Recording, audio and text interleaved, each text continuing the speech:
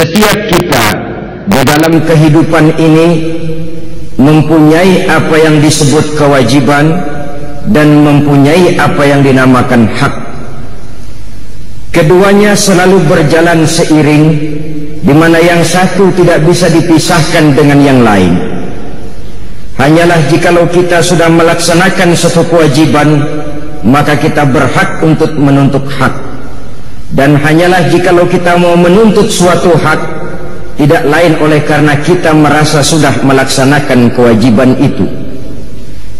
Yang satu bisa menimbulkan yang lain, tapi yang satu tidak bisa dipisahkan dengan yang lain.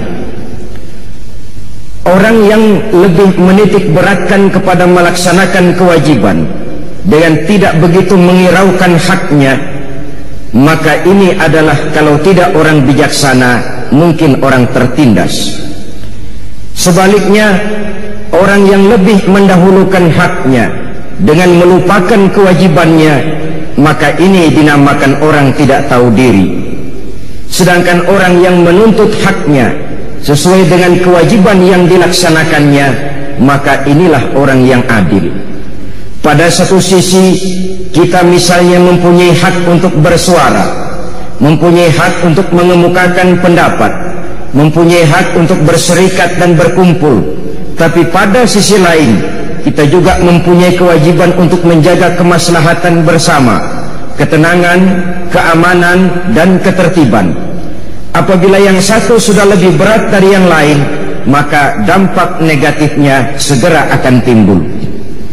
Pada pertemuan kali ini, kita akan membicarakan sebuah hadis dari Rasulullah Sallallahu Alaihi Wasallam yang diriwayatkan oleh Imam Muslim, yang menyatakan tentang hak-hak Muslim di dalam kehidupan ini. Beliau bersabda, hakul muslimi alal muslimi sittun. Hak seorang muslim terhadap muslim lainnya ada 6 perkara. Kita tentu maklum, hak harus kita berikan, kewajiban harus kita laksanakan. Hak seorang muslim atas seorang muslim dalam kehidupan ini ada 6 perkara. Pertama, idza laqitahu fasallim alaihi. Apabila engkau bertemu dengan dia muslim, fasallim alaihi, maka kewajibanmu adalah memberikan salam kepadanya. Mengucapkan salam merupakan kewajiban dan merupakan hak bagi saudara kita muslim. Saudara-saudara kaum muslimin rahimakumullah, ternyata ucapan salam dalam kehidupan beragama bukan cuma merupakan soal etis keagamaan, bukan cuma soal adab dan akhlak apabila kita bertemu dengan seorang muslim, tapi lebih daripada itu merupakan hak yang harus kita berikan. Sehingga mengucapkan salam hukumnya adalah wajib, sedangkan menjawab salam hukumnya adalah sunnah saja. Saudara-saudara, mari kita dekati persoalannya lebih jauh. Seorang muslim apabila bertemu dengan muslim lainnya, dia wajib mengucapkan salam yang lengkapnya, Assalamualaikum warahmatullahi wabarakatuh. Terjemahannya biasanya, semoga Allah subhanahu wa ta'ala memberikan keselamatan, limpahan kasih sayang dan keberkahan kepada Anda di dalam kehidupan ini. Keselamatan, kasih sayang dan keberkahan adalah 3 hal yang menjadi tujuan yang selalu dicari-cari oleh setiap pribadi muslim di dalam kehidupan ini. Dari segi etika, ini merupakan tuntunan yang sangat baik. Mendoakan orang muslim yang kita temui, pertama dengan doa keselamatan. Assalamualaikum, semoga keselamatan senantiasa berada pada diri Anda. Kapan keselamatan itu? Kapan saja dan di mana saja Anda berada. Ini sudah doa yang merupakan cerminan dari sikap lapang dada, mendoakan saudara kita yang kita temui dengan doa keselamatan. Semoga keselamatan tetap atas diri Anda kapan saja dan dimanapun saja. Ini saya yakin lebih baik daripada dengan kita mengucapkan memakai tradisi-tradisi lain. Good morning misalnya adalah ucapan yang biasa diterjemahkan dengan selamat pagi. Itu baik, bukan tidak baik, baik-baik saja. Tetapi saya pikir kalau memang mau mendoakan orang, kenapa harus pelit seperti itu? Kenapa harus tanggung-tanggung seperti itu? Selamat pagi Pak, artinya kan saya doakan semoga Bapak selamat pada waktu pagi. Perkara nanti siang Bapak ketabrak mobil, itu bukan urusan saya lagi. Kayaknya kok ngedoain pelit betul.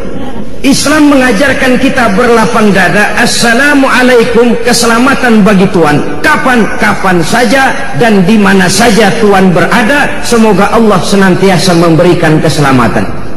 Bukankah setiap kita, kemanapun saja kita akan pergi, dimanapun saja kita berada, senantiasa mengharapkan yang namanya keselamatan ini?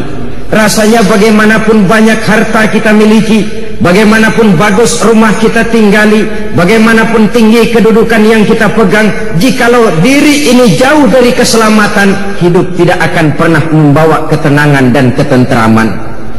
Kemana saja kita senantiasa menginginkan selamat. Sejak dari dunia ini sampai ajal datang merenggut nyawa, masuk kita ke alam kubur atau alam barzah, di sana pun kita ingin mendapat keselamatan. Dibangkitkan kita berkumpul di padang mahsyar, di sana pun kita ingin mendapat keselamatan. Dihisab kita di mizan, di sana pun kita ingin beroleh keselamatan. Berjembat kita di atas sirat, di situ pun kita ingin mendapat keselamatan, sampai pada akhirnya masuk ke dalam surga. Keselamatan di dunia ini barangkali kita bisa usahakan kalau duit kita rada banyakan dikit. Hansip bisa kita sewa, polisi bisa kita minta bantuannya, tetangga-tetangga bisa kita minta bantuan untuk menjaga keselamatan.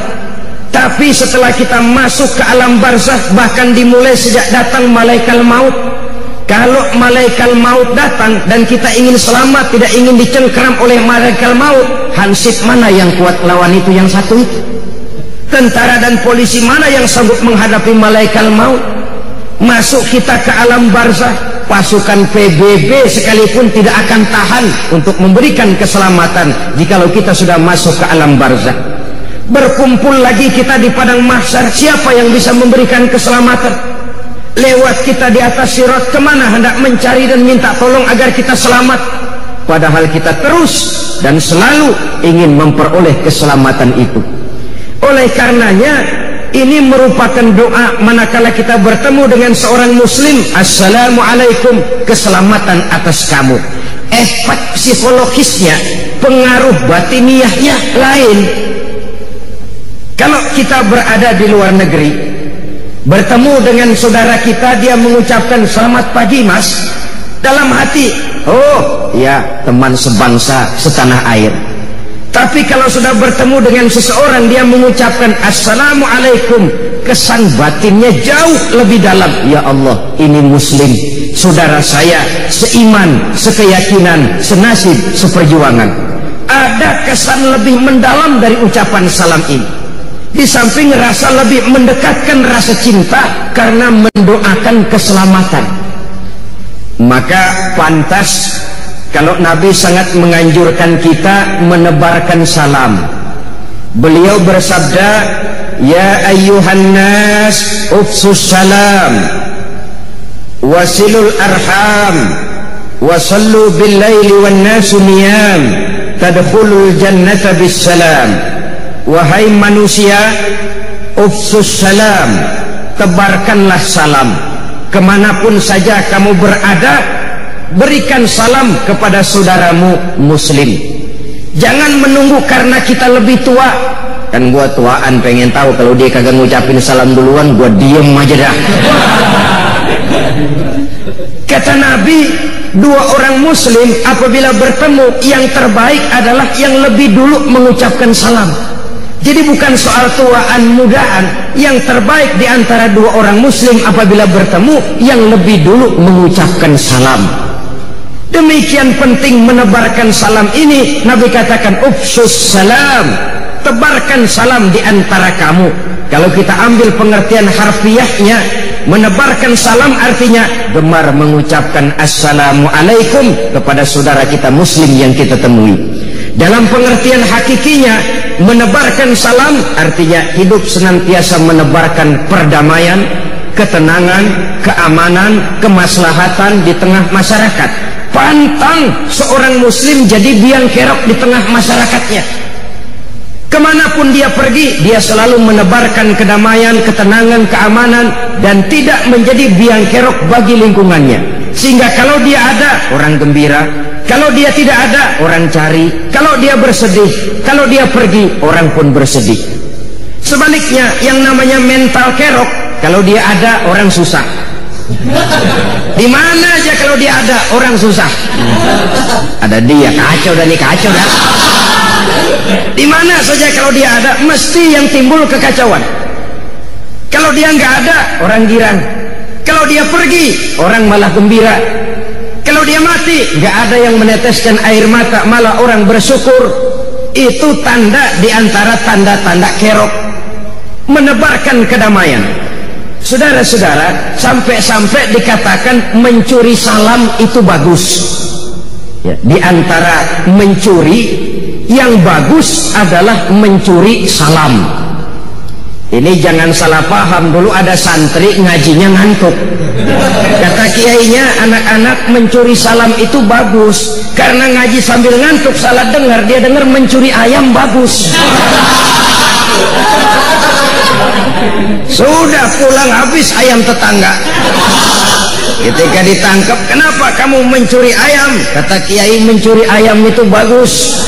Bukan kiainya ngajarin mencuri ayam bagus, ngajinya ngantuk.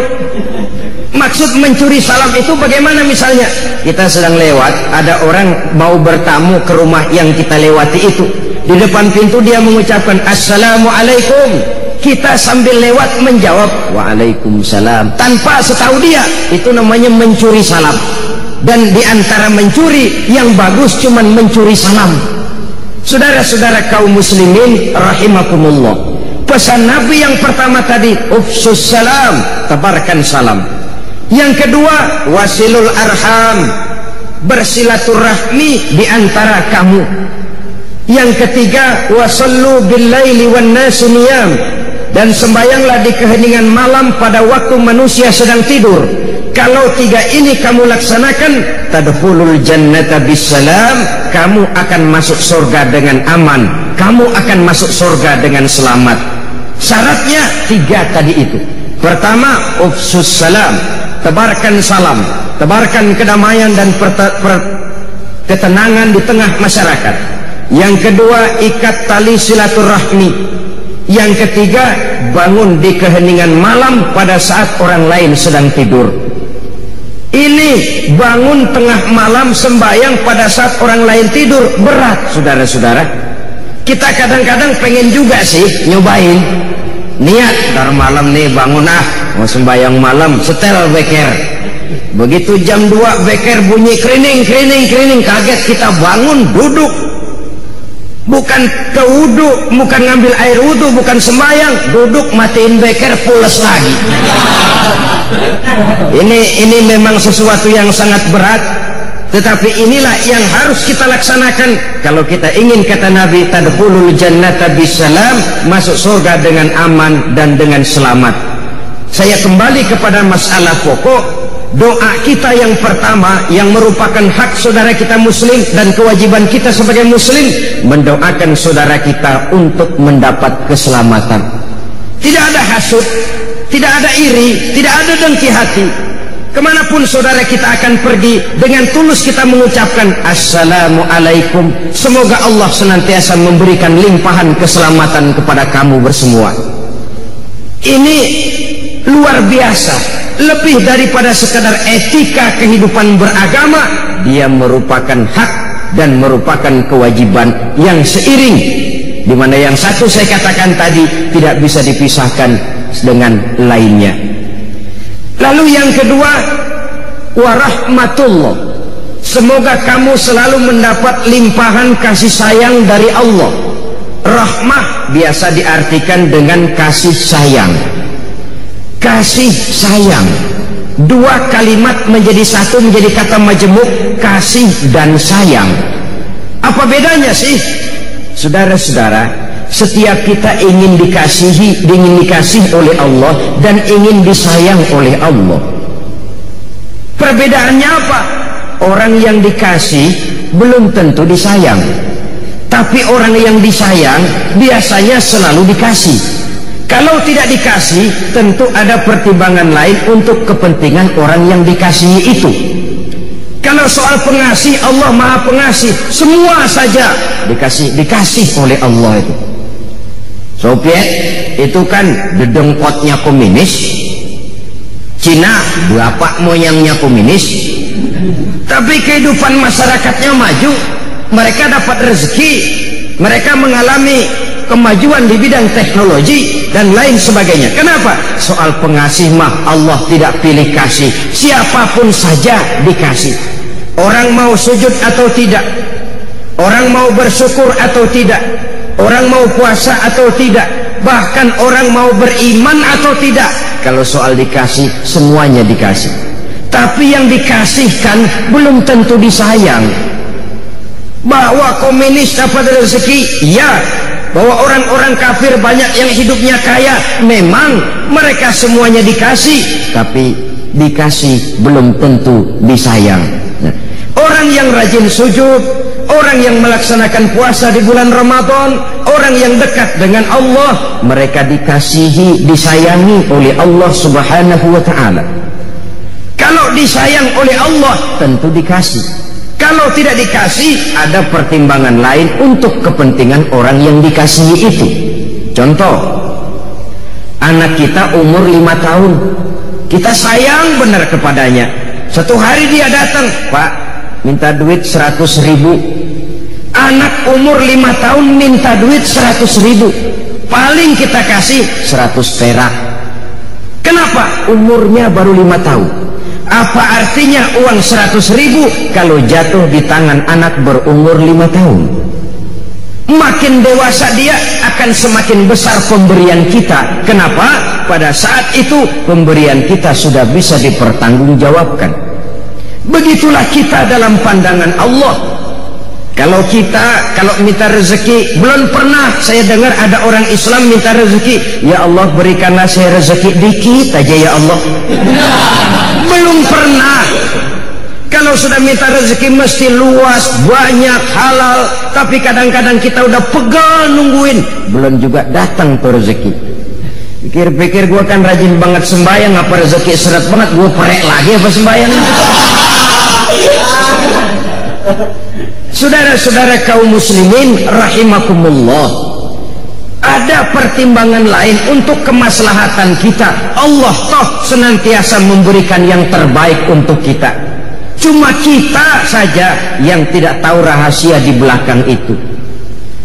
Adalah di zaman dahulu, menurut satu dongeng, seorang pemuda tampan, gagah, menarik, tapi sayang matanya buta. Dia mengeluh, Tuhan, apa dosa saya? Sejak terlahir ke alam ini, saya tidak bisa menyaksikan keindahan alam. Bila sang surya terbit di kaki langit sebelah timur, sementara kokok ayam di kandang dan kicau murai di dahan menambah semaraknya suasana pagi, saya tidak bisa menyaksikan keindahan yang demikian itu.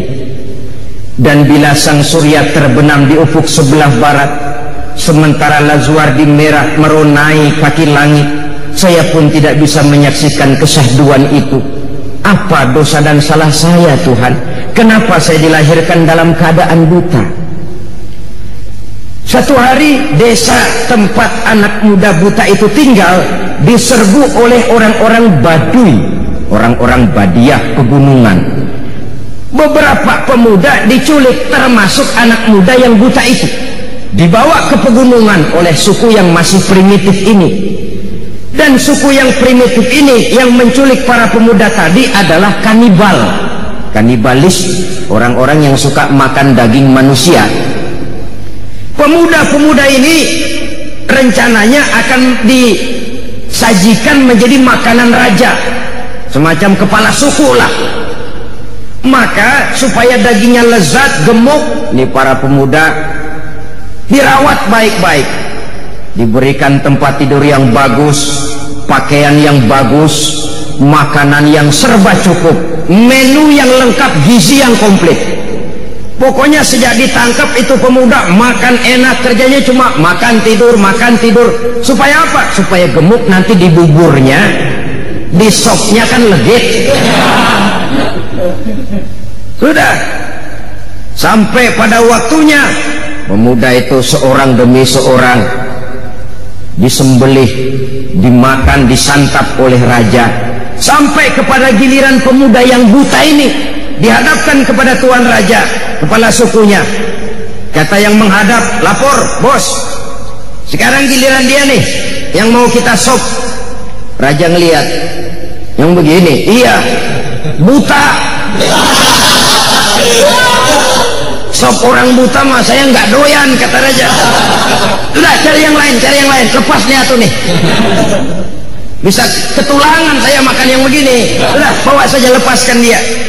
Anak muda yang buta ini dilepaskan, diperintahkan kembali ke kampung halamannya. Di tengah jalan tidak henti-hentinya dia bersyukur, ya Allah maha adil engkau, untung saya dilahirkan dalam keadaan buta. Andai kata saya tidak buta, lunak saya jadi bubur. Tapi saya disop oleh tuan raja.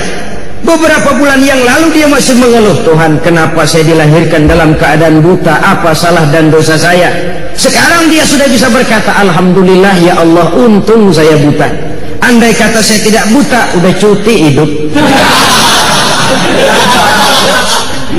Allah senantiasa memberikan yang terbaik. Hanya saja kita kadang-kadang su'uzzon namanya, buruk sangka kepada ketentuan yang diberikan Allah kepada kita. Jadi oleh karenanya setiap muslim menginginkan kasih dan sayang. Tidak hanya ingin dikasih, tapi juga ingin disayang. Tidak hanya ingin disayang, tapi juga dikasih. Andai kata tidak dikasih, kita tetap husnuzon alias baik sangka kepada Allah Subhanahu wa ta'ala. Itu doa yang kedua. Setelah keselamatan, kasih sayang. Yang ketiga, wa barakatuh, mendapat keberkahan. Keberkahan itu apa? Kalau seluruh karunia yang diberikan Allah kepada kita makin mendekatkan diri kita kepada Allah dan membawa ketenangan hidup, itu namanya rezeki bawa berkah. Sebaliknya, kalau seluruh karunia itu hanya makin menjauhkan kita dari Allah dan tidak membawa ketenangan dan ketenteraman di dalam kehidupan, itu diantara tanda rezekinya kurang tapi berkah. Kurang berkah itu ibarat kambing gak ada buntutnya, artinya kurang lengkap, kurang sempurna, dekorasinya rada kurang. Itu yang kita inginkan di dalam kehidupan. Maka ucapan salam yang lengkap itu, Assalamualaikum warahmatullahi wabarakatuh. Jawabannya harus lebih baik daripada itu. Kata Allah dalam Al-Quran, wa iza huyitum fahayyu bi ahsana minha aw rudduha. Apabila kamu diberikan satu salam, jawablah dengan yang lebih baik dari salam yang diucapkannya, atau setidaknya sama dengan yang diucapkannya. Kalau dia cuma mengucapkan Assalamualaikum, kita kalau ingin lebih baik, Waalaikumsalam warahmah, Waalaikumsalam warahmatullah. Lebih baik dia cuma salam, kita sampai kepada rahmatullah. Kalau dia Assalamualaikum warahmatullah, kita lebih baik Assalamualaikum warahmatullah wabarakatuh. Kalau dia Assalamualaikum warahmatullah wabarakatuh, kita ingin menjadi yang lebih baik, Waalaikumsalam warahmatullahi wabarakatuhu waridwanu, dan selanjutnya.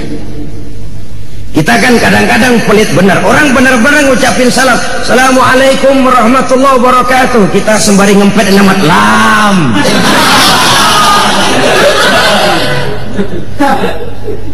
Jawaban harus lebih baik, atau kalau tidak aurudduha, sama dengan salam yang diucapkan kepada kita itu. Assalamualaikum, waalaikumsalam. Setidaknya sama, seri.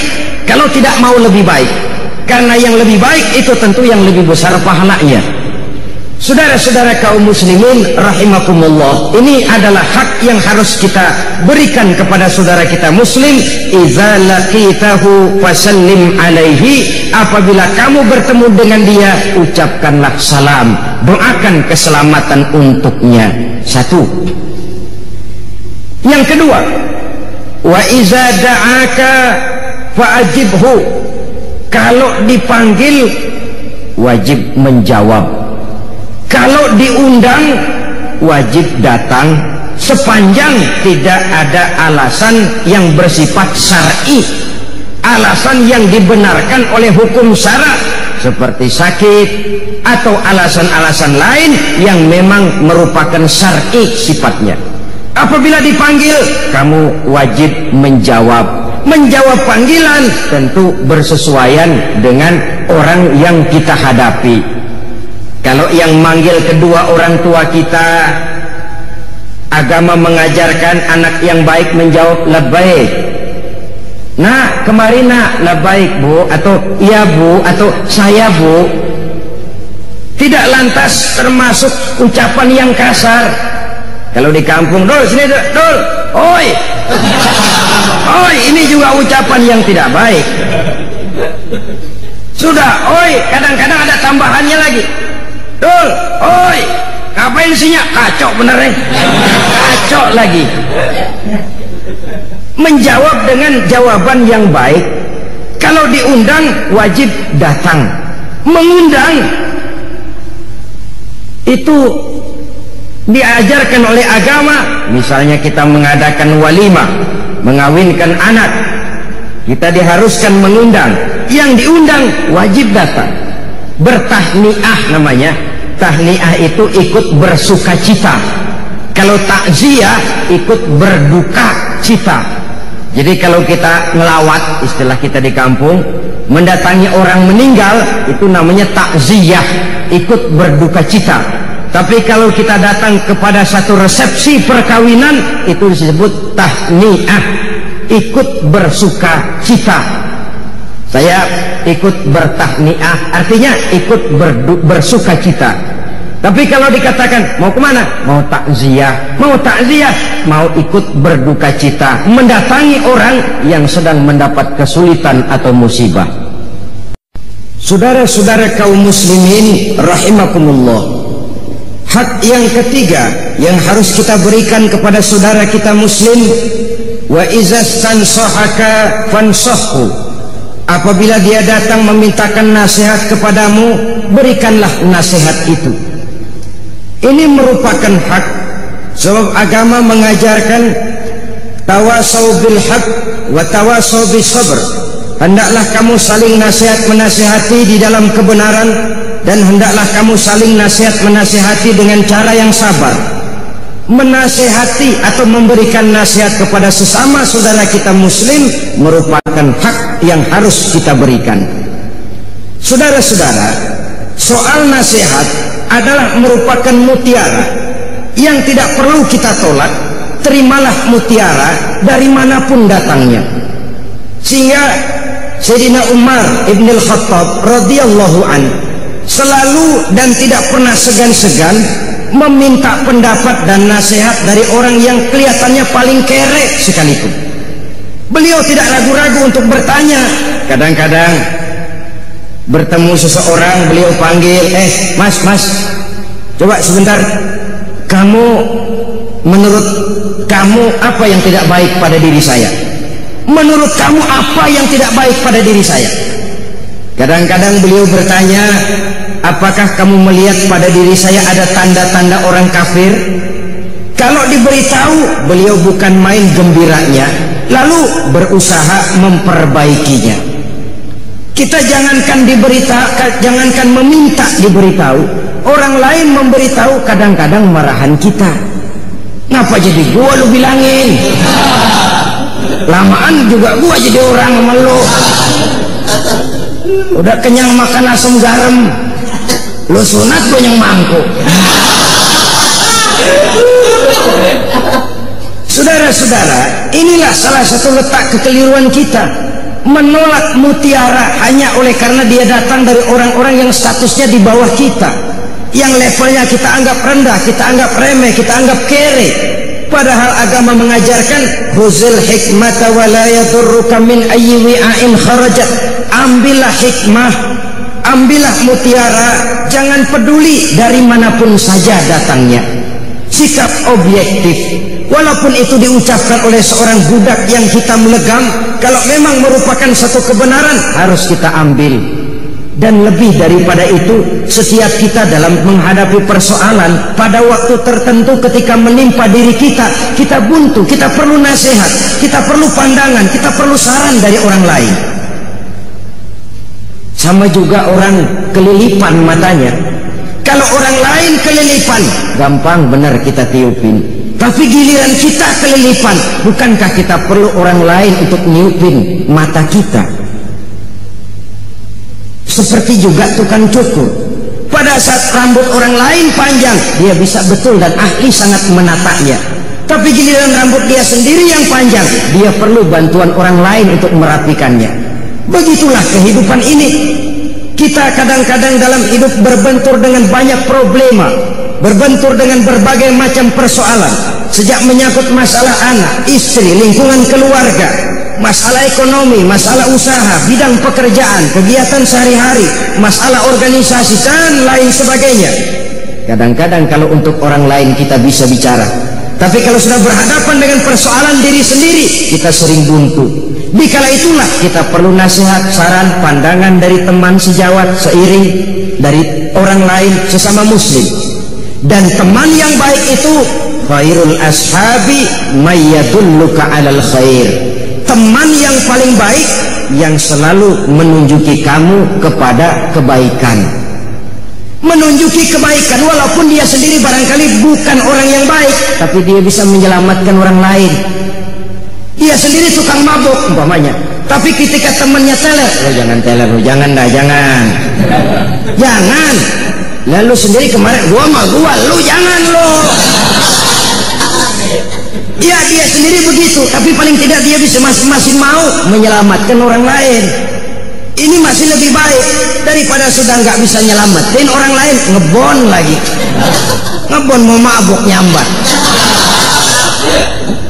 Saudara hadirin yang saya hormati, wa izas tansohaka fansohu, apabila dimintakan kamu nasihat, berikan dia nasihat. Bukankah nasihat ini juga merupakan satu hal yang kita perlukan dalam kehidupan? Walaupun nasihat perbuatan lebih tajam akibatnya daripada nasihat ucapan. Nasihat berupa perbuatan. Kita dalam hidup ini selalu dapat nasihat. Ada nasihat yang datang dari luar diri kita. Apa yang datang dari luar diri kita? Semua yang kita lihat, semua yang kita saksikan, segala yang kita dengar. Kalau mau kita mengadakan analisa, itu kan nasihat. Oh, si Ano itu begitu-begitu, akibatnya kok begitu ya? Nasihat. Si Fulan itu masa mudanya begitu-begitu, di hari tuanya kok begitu? Nasihat. Yang kita baca, yang kita dengar, yang kita lihat, yang kita saksikan dalam hidup ini, seluruhnya bisa menjadi nasihat. Atau nasihat yang timbul dari dalam diri kita sendiri. Kulit mulai keriput, uban mulai bertabur, gigi permisi atu-atu. Saudara-saudara kaum muslimin rahimakumullah, ini juga merupakan nasihat. Wa man nu'ammirhu nunakkishu fil khalqi afala ta'qilun. Siapa yang kami panjangkan umurnya, kami kurangkan bentuk kejadiannya, apakah tidak mereka memikirkan problema itu? Tidakkah mereka melihat gejala itu? Dipanjangkan umur, dikurangi nikmat. Tidak ada orang makin tua makin cantik. Tidak ada orang makin tua telinganya makin tajam, matanya makin awas. Tidak, segalanya nunakkishu fil khalqi. Kami kurangi dan kami kurangi. Kalau di kala remajanya orang berbisik dia dengar. Di hari-hari mendekati tuanya, bahkan di hari tuanya kita teriak di kupingnya masih mendelik. Oh. Nunakkishu fil khalqi. Kami kurangi. Saudara-saudara kaum muslimin rahimakumullah, itu seluruhnya merupakan nasihat. Jangan sampai termasuk jenis tua-tua keladi, makin tua makin menjadi, tua-tua kelapa makin tua makin berminyak. Tidak juga sadar akan nasihat yang ada di dalam dirinya. Perubahan dalam dirinya tidak menyebabkan perubahan cara berpikirnya yang akan membawa kepada perubahan dalam gerak dan gaya hidupnya. Itu seluruhnya sekali lagi merupakan nasihat yang timbul dari dalam diri kita. Orang yang beriman sebagai muslim sadar dan sadar. Uban mulai bertabur, kulit mulai keriput, gigi mulai permisi, bersih sekali. Paling-paling yang kuat dimakan agar-agar mau ngolongol.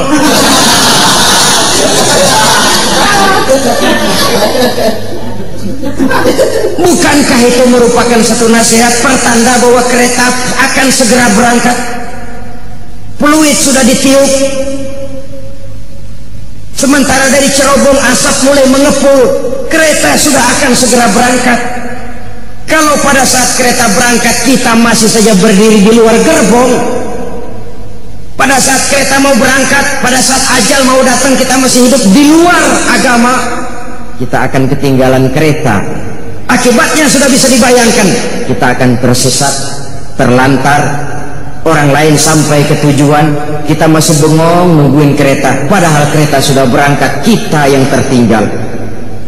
Alangkah malangnya orang-orang yang tidak mau sadar bahwa fluid sudah berbunyi, bahwa asap sudah mengepul dari cerobong kereta, pertanda kereta akan segera berangkat. Dia masih tenang-tenang saja berdiri di luar gerbong. Umurnya makin tua tapi dia makin tidak mau dekat dengan agama, berdiri di luar gerbong. Itu yang saya maksud. Sampai dikala ajal datang juga dalam keadaan su'ul khatimah, jelek di penghujungnya, tertinggal dia oleh kereta, kembali menghadap Allah di luar jangkauan hidup beragama. Na'udzubillah summa na'udzubillah. Maka saling nasihat menasehati hendaknya di dalam kebenaran, jangan di dalam kebatilan. Kalau mau rusak, jangan merusak, rusaklah sendiri. Tapi kalau mau jadi orang baik, harus memperbaiki. Rusak tapi masih mau memperbaiki, lebih baik daripada sudah rusak merusak lagi, tidak mau memperbaiki. Nasihat menasehati di dalam kebaikan dan di dalam kebenaran dengan cara yang sabar. Jangan nasihatin juga tapi urusan yang mungkar. Kalau mau bongkar rumah dia jangan jam 11, dia masih melek. Lo nasihatin nih jam 2 dah.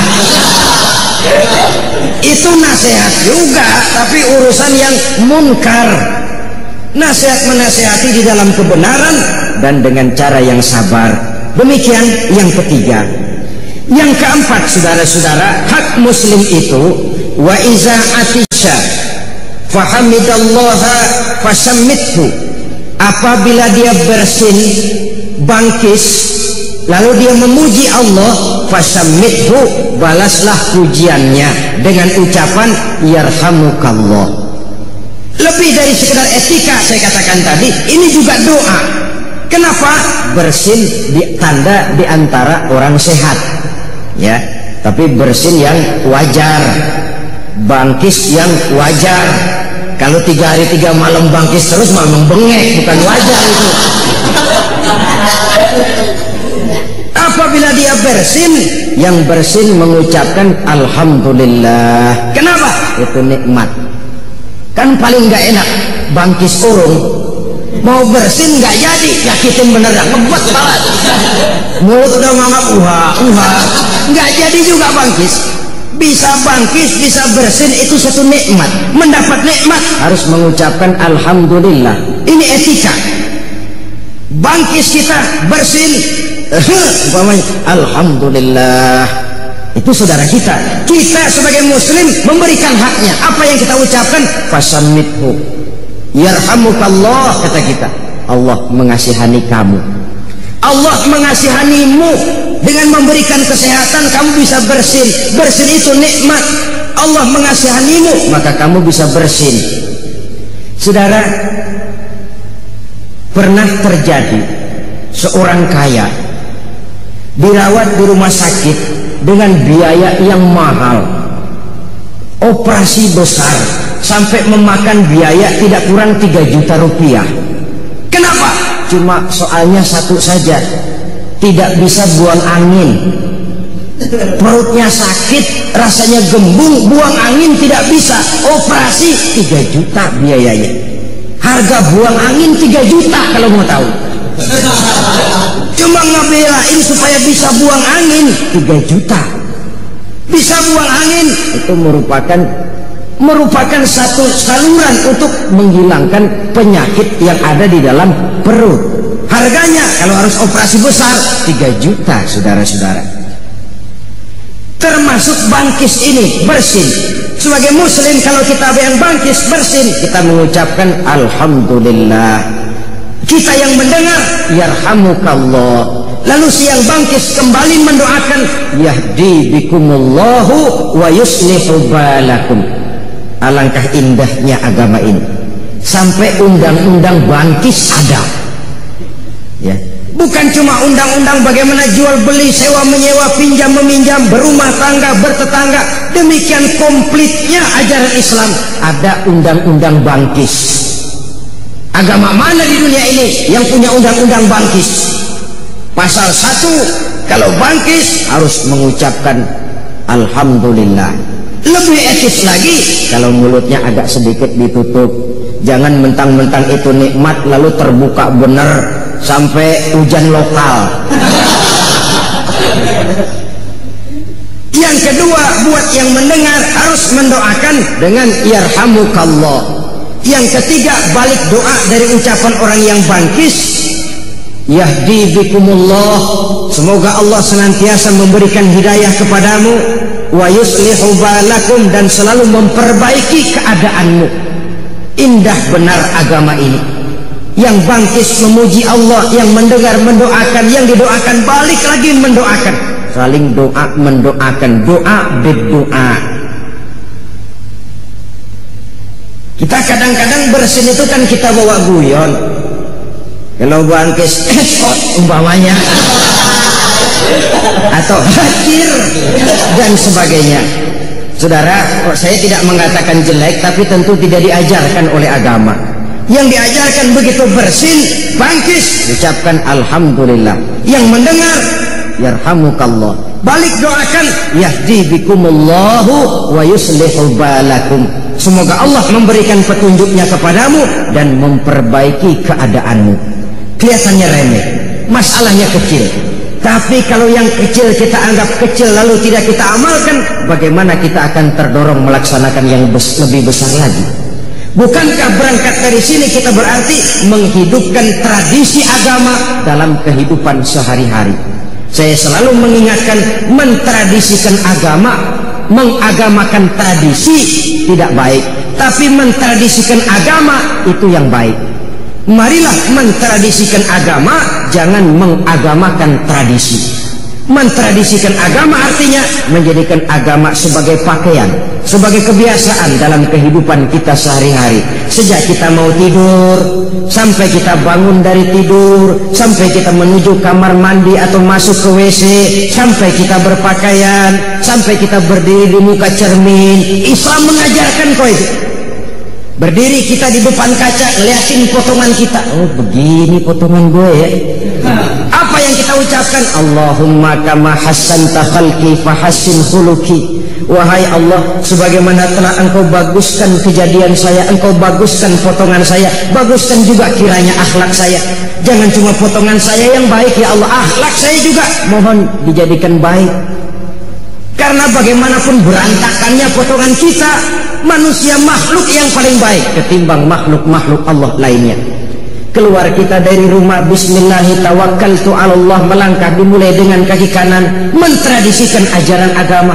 Bertemu kita teman, assalamualaikum, mentradisikan agama. Bersin kita, alhamdulillah, mentradisikan agama. Jangan mengagamakan tradisi. Yang tradisi kita anggap sebagai agama, lalu kita pegang teguh, padahal cuma sekedar satu tradisi saja. Baiklah ya, ini yang keempat. Yang kelima, saudara, hak seorang muslim, wa iza maridho fa'udhu, apabila dia sakit, jenguk. Apabila dia sakit, tengokin. Ini hak yang sakit dan kewajiban kita yang hidup. Biasanya orang mah bagaimana kita? Kalau kita tidak mau menghormati orang, jangan harap orang akan mau menghormati kita. Kalau kita tidak bisa menghargai pendapat orang lain, jangan mimpi orang lain akan mau menghargai pendapat kita. Kalau kita tidak mau pada suatu saat dipimpin, jangan berharap pada suatu saat kita akan bisa memimpin. Biasanya orang mah bagaimana kita. Nah, anak-anak kita biasanya bagaimana kita. Sehingga pepatah bilang, ma fil aba fil abna. Bagaimana orang tua, kadang-kadang begitu anaknya. Artinya orang kampung kita bilang, kacang nggak buang lanjaran. Pepatah Belanda bilang, buah apel jatuhnya tidak terlalu jauh dari pohonnya. Buah apel jatuhnya tidak terlalu jauh dari pohonnya. Rasanya tidak mungkin buah apelnya di Jakarta jatuhnya tuh buah di Bogor, tidak mungkin. Suatu hal yang mustahil. Buah apel jatuhnya tidak terlalu jauh dari pohonnya. Artinya kelakuan anak-anak biasanya nggak terlalu jauh dari bagaimana orang tuanya. Bagaimana sikap orang lain kepada kita, bergantung sikap kita kepada orang lain itu. Karena itu dalam Islam bukan saja yang muda harus menghormati yang tua, tapi juga yang tua harus sayang kepada yang muda. Nah, kalau yang muda nggak mau sayang, kalau yang tua nggak mau sayang kepada yang muda, jangan heran yang muda juga nggak mau menghormatin yang tua. Kenapa? Seri. Orang makan bagaimana kita. Saya ulangi ini. Dalam Islam bukan cuma yang muda wajib menghormati yang tua, tapi yang tua pun harus menyayangi yang muda. Kalau yang tua tidak sanggup mau menyayangi yang muda, jangan berharap yang muda lalu mau menghormati yang tua. Keduanya memang berkaitan. Begitulah dalam kehidupan ini, kalau kita ada teman sakit, rajin nengokin, maka insya Allah pada suatu saat jika kita kena musibah, jika kita yang sakit, teman juga rasanya merasa kehilangan. Si fulan kemana? Sakit. Sakit apa? Anu. Ayo tengokin. Berangkat. Tapi kalau kita sendiri malas. Si fulan kemana? Sakit. Berlama? 3 minggu. Keadaannya bagaimana? Ya enggak, tapi payah sih. Biarin dah, masih lamaan deh hidup. Biarin dah. Saudara, nengokin orang sakit tentu dengan etika. Ini namanya termasuk takziah nih. Nengokin orang sakit, takziah. Ikut berduka cita, ikut merasakan beban penderitaannya. Kalau tahniah, bersuka cita, kita kondangan ke resepsi, biasanya bawa kado, bawa hadiah. Ikhlas karena Allah, tidak karena mengharapkan dia nanti bakal, kalau kita punya hajat bakal ngasih seperti kita ngasih. Tidak. Maka kita bertakziah ini, nengokin orang sakit, yang penting kita datang saja nengokin, itu sudah merupakan sugesti. Ya Allah, dia nggak lupa kok sama gue. Ya Allah, dia ingat kok. Datangnya saja sudah merupakan obat. Terlepas dari apapun yang dia bawa, karena memang orang sakit kan nggak boleh makan bebas. Kita kadang-kadang terbalik, giliran dia seger, nggak pernah kita ngasih makanan. Mantak dia sakit, apa aja kita tawarin. Lu mau makan anggur? Apel. Giliran lidahnya pahit, dadakan apaan aja ditawarin. Waktu dia sehat, apa kata kue simpring dibuatin. Baru kita tawarin makanan enak, giliran dia sakit. Ya tapi itu toh baik. Hanya saja alangkah idealnya dalam keadaan sehat, di mana walaupun makanan enak, tapi kalau kagak enak makan buat apa? Lebih baik enak makan walaupun makanannya sederhana. Enak makan sama makan enak lain, saudara. Makan enak, makanannya yang enak. Enak makan, ya memang lagi kemaruk kalau orang kampung bilang. Yang enak yang mana? Yang dua-duanya enak makan, makanannya enak. Nah itu nyetel tuh. Emang lagi enak makan, makanannya enak lagi, nggak nyisa dah. Sebaliknya enak makan, makanannya sederhana, masih habis juga, lumayan. Makanannya enak, tapi nggak enak makan, sakit deh tuh. Buat apa banyak makanan enak kalau kita nggak enak makan? Kita emang cerdik sih, giliran orang gak enak makan, apaan aja kita tawarin. Lu sakit ya, emang pengen makan apa? Cempedak, duren. Giliran dia ampek, bengek, apa aja ditawarin. Saudara-saudara kaum muslimin rahimakumullah, kedatangan kita sudah merupakan sugesti. Belum lagi doa. Sakit apa? Oh, mudah-mudahan cepat sembuh, ini penyakit ringan kok. Insya Allah 2-3 hari lagi sudah keluar dari rumah sakit ini.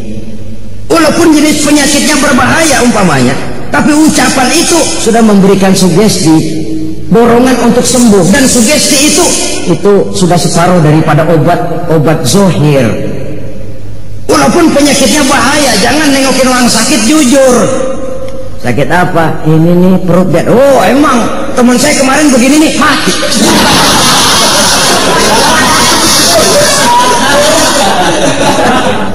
Enggak etis saudara-saudara. Mendingan di rumah aja aja nengokin dulu.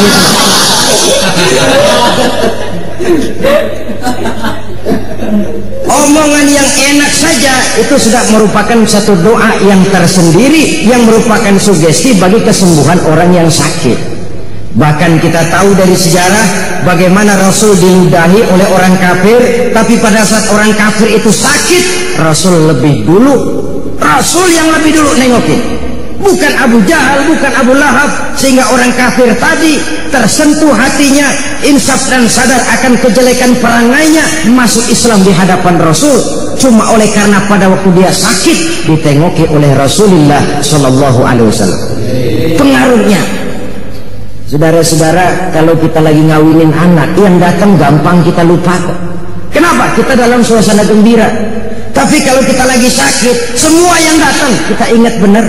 Kita ingat terbayang satu demi satu. Orang yang mengingat kita dikala kita sedang mendapat kesulitan akan jauh lebih kita ingat daripada orang yang menghubungi kita pada waktu kita dalam keadaan senang. Kenapa? Dalam kondisi senang kita tidak begitu banyak berpikir macam-macam, tapi dalam kondisi prihatin, sakit, kita memerlukan teman. Mereka datang, itu yang kita ingat benar. Sehingga kesannya lalu tertanam dengan dalam di lubuk sanubari kita. Sehingga ini akan membawa akibat lebih eratnya nilai tali silaturahmi di antara sesama kita. Wa iza maridho fa'udhu, apabila sakit tengokin. Tapi ini ukuran maksimal.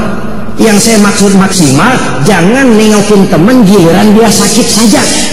Ini maksimal. Maksud maksimal, kalau teman sakit sampai nggak nengokin, emang kebangetan dah. Itu maksimal. Artinya apa? Bersilaturahmi, kunjung mengunjungi, tidak cuma pada waktu teman sakit, tapi merupakan satu keharusan di dalam kehidupan kita. Jangan sampai menunggu teman sakit. Kapan sih lo mau main ke rumah gue? Ntar deh ya kalau lo sakit. Ya tentu tidak mungkin seperti ini saudara-saudara. Kita adalah makhluk sosial, makhluk yang hidup bermasyarakat. Setiap kita perlu kepada yang lain. Bahkan hidup akan terasa nikmat karena banyaknya orang lain di sekeliling kita. Tidak seorang pun di antara kita yang mampu menutupi kebutuhan hidupnya secara sendiri. Jadi oleh karenanya teman dengan teman itu harus saling memerlukan. Mudah memang mencari teman di meja makan, kata nyanyian. Mudah memang mencari teman yang bisa diajak tertawa. Mudah memang mencari teman yang bisa diajak senyum. Sampai penyair Arab Sauki mengatakan, in zada mali kullun nasi fulani wa in qalla mali fala khillun yusahibuni. Kalau duit saya lagi banyak, siapa aja mau nemenin saya. Kalau kita lagi basah, siapa aja datang. Kalau kita lagi banyak rezeki, siapa saja ngaku saudara. Yang kita nggak kenal, ketemu baru tumben manggil encing. Ketemu baru itu encing kita dipanggil. Giliran kita lagi basah, tapi lagi kering, paceklik, bangkrut, bangpak, laler, gak nemplok.